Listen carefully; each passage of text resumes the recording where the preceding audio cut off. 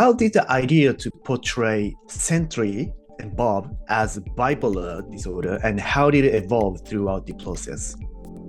I think we never referred to him as any specific diagnosis. We thought that was important that, because it's so on such a kind of grand level that we didn't want to sort of carry the weight of needing to so specifically represent any one kind of corner.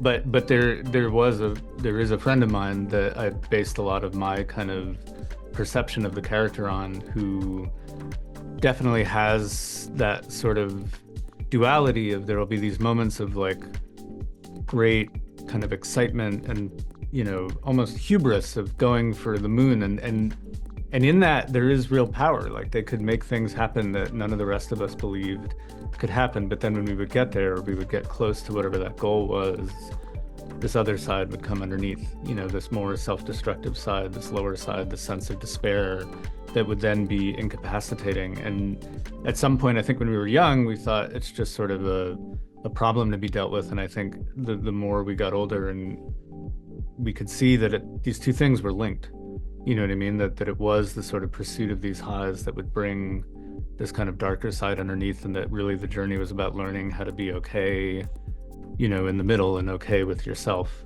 but that's a very difficult thing to do. So that was my kind of lens into it. But I think, everyone involved kind of has their own perception of it, and Lewis himself and David, and everyone has their own kind of view on their characters. And I think it's important in a movie like this, where it is on such a grand scale, that we not be so specific about any one kind of diagnosis that we're representing. Sentry, I can't wait to see him more, and Sentry is stronger than every single Avenger. And what were your key visual strategies in portraying his overwhelming power?